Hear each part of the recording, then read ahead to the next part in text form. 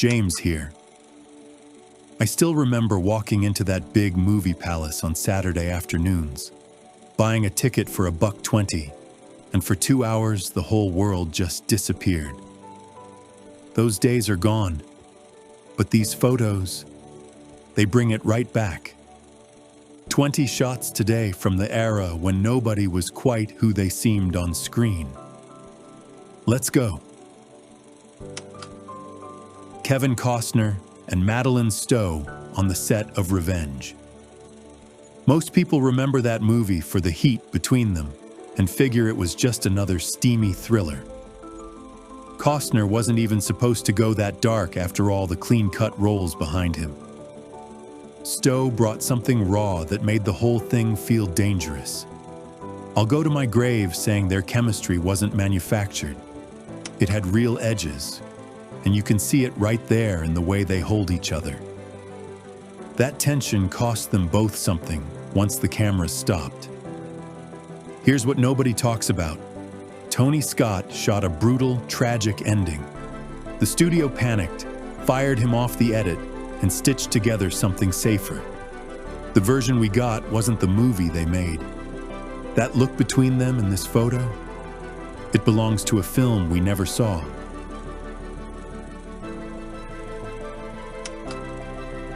Danny DeVito back home on the boardwalk in Asbury Park in '87.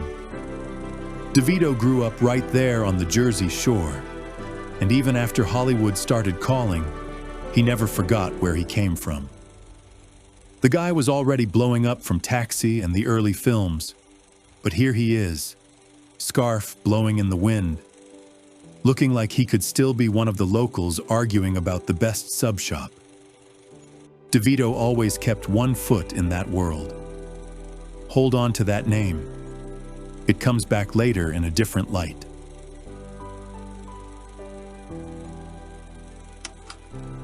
Nicolas Cage standing there with the Coen brothers and Holly Hunter for Raising Arizona. Cage was still finding his footing, and this oddball comedy became the thing that let him go full wild. The Coens wrote it fast, shot it even faster, and somehow it all clicked. Cage's hair alone tells you they weren't playing by normal rules. That film didn't make sense on paper, yet it defined a whole slice of the '80s for a lot of us. Mousie's Bar on Avenue C and 13th in '76. That little place stood like an island in the middle of a crumbling Lower East Side. Some corners you just survived. Jessica Lange in France back in the early '70s. Lange was studying mime and dancing with the opera comique, living that bohemian life before King Kong pulled her into Hollywood. She wasn't chasing stardom yet, just figuring out who she was away from everything. That quiet time in Paris shaped the actress we later got. That same hunger for something real shows up again in Photo 8. Mr. T standing tall in uniform in '75. Before the gold chains and the A-Team, Mr. T was already built like a tank and serving his country. The discipline never really left him.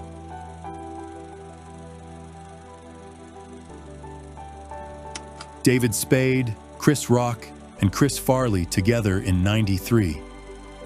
Those Saturday Night Live years were electric, but the pressure on all three of them was brutal. Farley especially carried something heavy even when he was making everybody laugh. Spade and Rock saw it up close. Lynda Carter in the early '70s with that big smile. Before Wonder Woman made her a household name, Carter was doing the grind and still lighting up a room like this. You'd catch her face in magazines at the dentist's office or on a neighbor's coffee table. She was everywhere in that pre-cable way. There was a specific feeling walking out of a theater or turning off the TV after one of her appearances. You'd be quiet for a minute, letting it sit. That moment cost her something she never got back in quite the same way. Michael J. Fox with James Cagney in '86. Fox was already a huge star from Family Ties and Back to the Future, but meeting Cagney, one of the old studio system tough guys, hit different. Cagney had seen it all, and Fox was still figuring out how to carry the weight.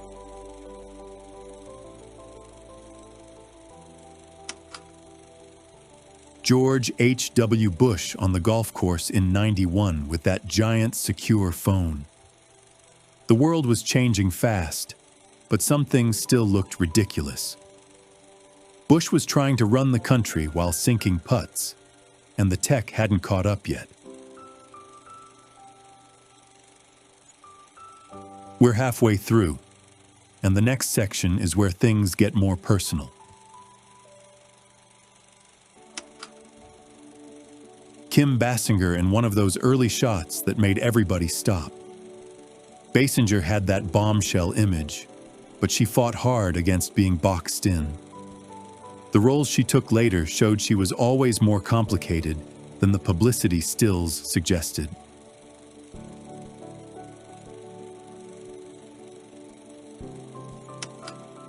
Samuel L. Jackson, John Travolta, Harvey Keitel, and Quentin Tarantino on the Pulp Fiction set in '93. Tarantino was this wild kid with a script nobody else would touch, and the cast just got it. Travolta was coming off a lull, Jackson was ready to explode, and the whole thing felt like they were stealing something back from the studios. I'll say it. That energy doesn't happen when everything's safe and polished. They knew they had lightning, and they didn't waste a frame. Same thing that happened to Costner's Revenge almost happened here. Tarantino fought like hell to keep his ending. This time, the filmmaker won.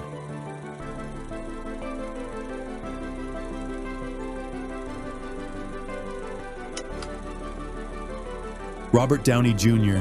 and Sarah Jessica Parker in '83 with that cat on his shoulder. Downey was still in that wild early phase, Parker too, and they were just young and figuring life out together in New York. I remember watching stuff from that era and thinking these kids had something real. My mother would have cut that photo out of a magazine.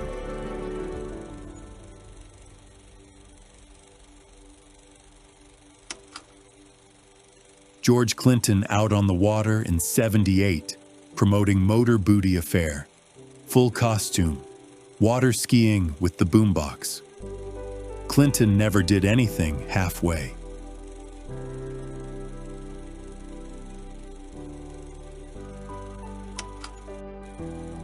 Jerry Seinfeld on the first day of filming Seinfeld in '89. The show started as this little idea about nothing, and nobody knew it would become the biggest thing on television. Seinfeld looked calm, but you can bet there was a lot riding on it.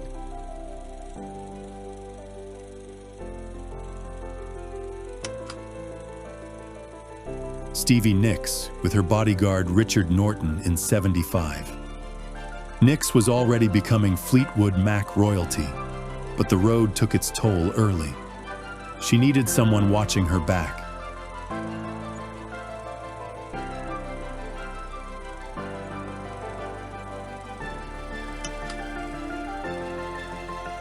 Bill Murray and Gilda Radner tearing it up at Studio 54 in '78. This was a year before Gilda left Saturday Night Live, and you can see it in her face. She's fully alive, soaking up every second away from the pressure cooker of 30 Rock. Those two had a connection that went deeper than sketches. Murray was wild, Gilda was light itself, and together they were something unpredictable. Those nights out were an event then. You dressed for it, talked about it for days. That relationship with a night out or a film, where it lived in you long after. I don't think it happens the same way anymore.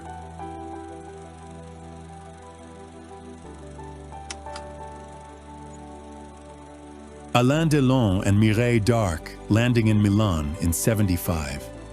Delon was the biggest male star in Europe at the time, and they had that effortless cool.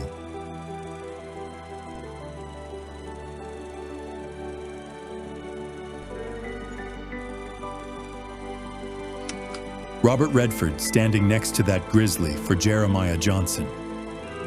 Everybody calls it the ultimate mountain movie, but Redford fought the studio on how real to make the isolation. The film was shot in brutal conditions. Redford caught pneumonia halfway through, running a fever while dragging himself through snowdrifts. The grizzly wasn't trained the way animals are now. One wrong move and that photo is a different story. In my opinion, this is the performance that showed he wasn't just a pretty face. He was willing to disappear into something uncomfortable.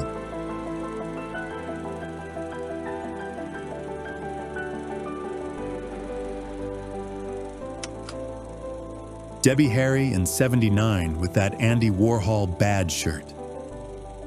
Blondie was exploding, but Harry always had this edge that said she wasn't buying the whole fame machine. She looked people straight in the eye and dared them to underestimate her. That's the part I miss most. Stars who still felt like they had something to lose.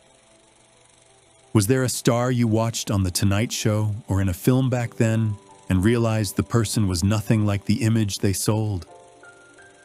I always want to know who that was for you.